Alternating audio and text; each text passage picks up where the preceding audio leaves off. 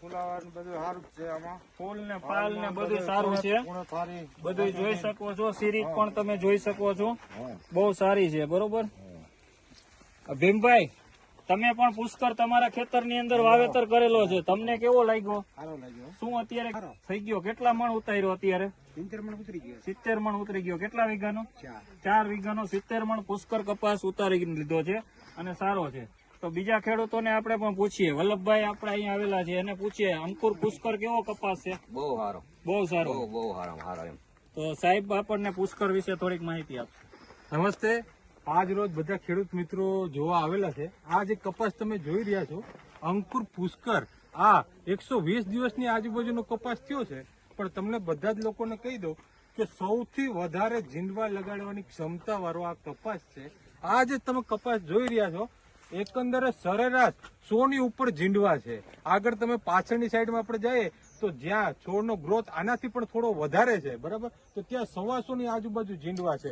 અત્યારે આ છોડની ખાસ ખાસિયતની વાત કરીએ ને તો સિરીજોની અંદર જીંડવા લાગે છે. બધા જ તમે જુઓ ને તો એક એક ડાળીની અંદર તમે 25 થી 27 સોનપોડી આવતા હોય, પણ એક એક ડાળીની અંદર તમે નહીં વિશ્વાસ આવે કે ઓછામાં ઓછા 12 થી લઈ 17, 18 સુધી આ જીંડવાની સિરીજો લાગે છે આની અંદર. અને કોઈ બી ડાળીની અંદર તમને જીંડવાની સિરીજ જોવા મળે. ચૂસ્યા પ્રકારની જીવાતો એકદમ ઓછી આવે. બીજું સાથે આનું રિઝર્વેશન કેપેસિટી ખૂબ સારી છે, જેના લીધે કોઈ બી વાતાવરણ આવે, વરસાદ થયો હમણાં તમારે અને ફાલ ખરી ગયો બધા જ કપાસનો, આ અઠવાડિયાની અંદર તમે જોઈ શકો છો આ નવો ફાલ તૈયાર થયો. બરાબર છે વિપુલભાઈ? વિપુલભાઈ ખેડૂત આપણી સાથે છે. અઠવાડિયા પહેલા એમનું કહેવાનું હતું સાહેબ આની અંદર કોઈ ફાલ નહોતો, પણ અત્યારે તમે જો તો આખા કપાસની અંદર તમારે 100-125 ની આજુબાજુ જીંડવા તૈયાર થઈ ગયા છે અને એની સામે 100-150 ની આજુબાજુ ચાપવા તૈયાર છે. તો આજે અત્યારના સમયની અંદર ખેડૂતોને ખાસ મોટામાં મોટી અપેક્ષા એવી કે અમને સારું ઉત્પાદન નીકાળવું છે અને ઓછી મહેનત કરવી પડે. તો આના જેવો બીજો કોઈ વિકલ્પ તમને મળી જ ના શકે આજે. આનું કારણ છે કે હરેક ગામે ગામ, તમારી બાજુમાં ખરેડી ગામ છે તો વાલજીભાઈ કે જેમને ગામની અંદર નંબર 1 કપાસ છે. અને હું તમને કહ્યું તમે બધા જ લોકોએ કપાસ વાવ્યો હશે, પણ તમે બધા જ લોકોને કહી દો, તમને વિપુલભાઈ ખુદે મને કીધેલું છે કે સાહેબ આ કપાસ જે પુષ્કર વાવેતર કરેલો છે ગામમાં આના જેવો કોઈ કપાસ જ નથી. આ બધી ટ્રીટમેન્ટ સાવ સાદી રીતે વિપુલભાઈએ પોતાને ખર્ચે પોતાની રીતે કરેલી છે. કોઈ કંપનીએ સજેશન નથી કર્યું. મારી એની મુલાકાત જ અઠવાડિયા પહેલા થયેલી હતી. રસિકભાઈની ત્યાંથી મને નામ મળેલું હતું, હું જોવા આવ્યો હતો ને મને ખબર હતી. અને આ ફિલ્ડ જોયું ને આજે તમે બધા જ લોકો જોવા આવેલા છે.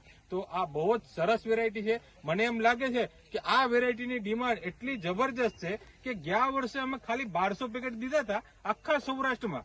તો આ વખતે ખેડૂતો અમારી પાસે બધું જ બિયારણ ખાલી થઈ ગયું, 1 લાખ પેકેટની આજુબાજુ જતું રહ્યું. આવતા વખતે ગુજરાતની વાત કરું તો એટલી ભરચક ડિમાન્ડ છે કે કમસે કમ બધા જ ખેડૂતોને થઈને માફ કરીએ ને આપણે તો 7-8 લાખ પેકેટ છે.